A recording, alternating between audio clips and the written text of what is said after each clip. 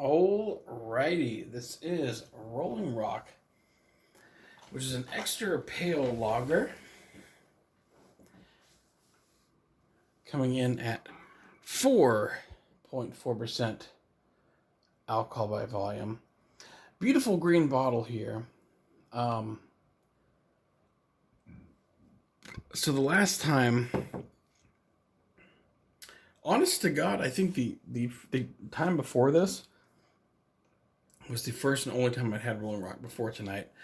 Was like early 2008. I won't get into all the details, but I basically discovered the angry, at the time, Nintendo nerd, now angry video game nerd, James Rolfe, in like late 2007-ish on YouTube. And by early 2008, I picked up a 12-pack of Rolling Rock.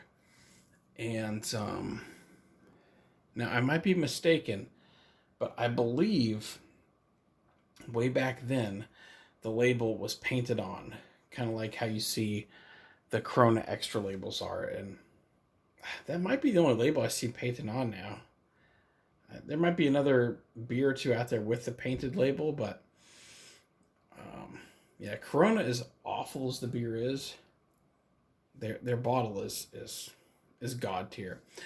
So this is a sticker label. It's not painted on, sadly. It's not paper. It is a sticker. So you can throw it in like an ice chest if you wanted to do that. So at least that's cool, I guess. But yeah, I discovered the angry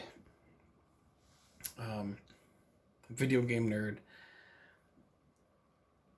a whole bunch of years ago, and I thought he was hilarious. And I'll say, yeah, his 2007 and 8 stuff were pretty funny. By early 2009 or so, I was kind of done with them. But I was really swept up by his videos back then. Like even like Joe Average, going back 10, 15 years ago, knew about James Rolfe's very angry video game review guy. So yeah, I don't know. I don't know where to go from here, because I know if people click on this video, a good chunk of them will be like, hey, have you heard of the angry video game Nintendo nerd fella? And of course. And here's why I originally picked up Rolling Rock for the first time in 2008 or so. I was looking at my camera. I had like a really good light, and then it went away. I think, anyways. I don't know. I've had quite a few drinks tonight, so not just all Rolling Rock either. So whatever. That's my history, if you want to call it that, of Rolling Rock. Yeah, it's like an extra pale lager, I believe. Beer Advocate listed as a American adjunct lager, same as you would find like a Coors Light, Budweiser, Bud Light type beer. Used to have the painted label at one point, which was great. Awesome, iconic green bottles. I've also heard about this beer because I follow beer stuff here and there. In the 80s, I believe it was very posh and cool to drink Rolling Rock. Like, it was considered like you were Mr. Fancy Pants to drink it. So anyways, I've had a couple tonight already. I've had a couple other beers. Let's get into how it tastes. Most important part, right? So yeah, of course I got the bottles.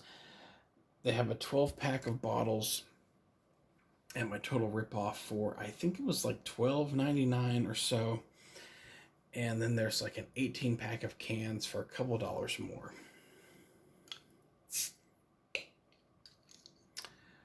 I don't know if the camera picks it up, but it does give a decent amount of smoke there.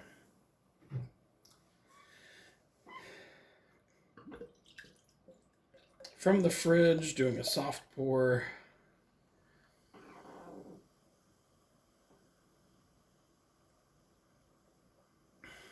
Get a look at it here. Looks really good. Just looks kind of like your standard beer, really. I think the jack-o'-lantern in the back makes it a little more exotic looking. Okay, into the good light. A very light golden color, very thin white head. Okay, on the nose.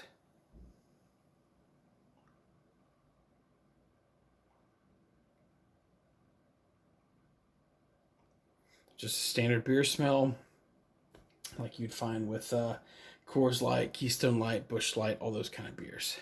All right, let's give it a taste.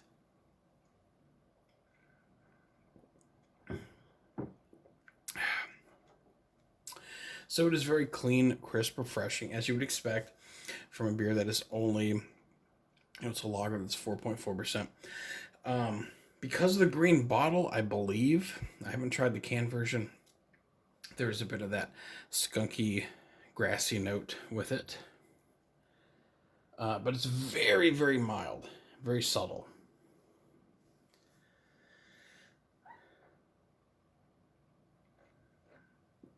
Like it's not Heineken levels, but it's maybe somewhat in the ballpark.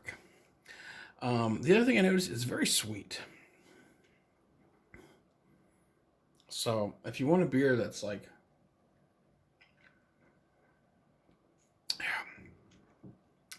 flavor wise, a much less intense Heineken with more watery sweetness, this is probably going to be for you.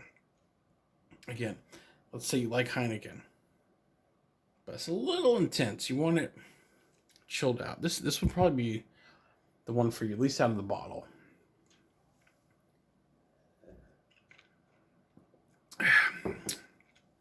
Yeah, I can't believe it's been so long since my first Rolling Rock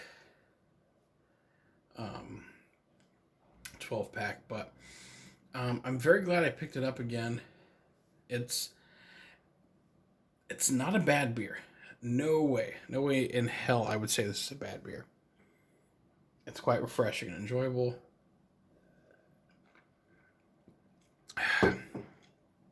You could blaze through these easily. It's a good beer. I don't know if it's a great beer exactly. Like I kind of like, I do the 1 through 5 system, and I do like 1.5 or 2.5. For this, it's kind of like I almost want to give it like between the 3 and the 3.5, like a 3.25. If we're really splitting hairs, which is kind of what a lot of these basic lagers come down to, is splitting hairs, It's probably more of a 3.25. Man, I just don't know about this one.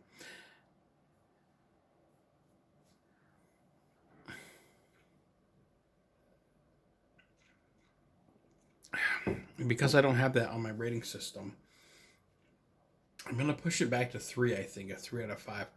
But like a really, really good 3 out of 5. So, if you're watching this video, you're an experienced beer drinker, or I don't know if the Angry Video Game Nerd still gets views in 2024, but maybe that's why you're here. And if you're of legal age, I'd say pick up a 12-pack of this and watch the Angry Video Games Nerd review on Top Gun or something like that. And yeah, it's a decent beer. Will I pick it up again anytime soon? Will I wait another 15 years or something? I don't know. But Rolling Rock, it's an extremely solid and respectable 3 out of 5.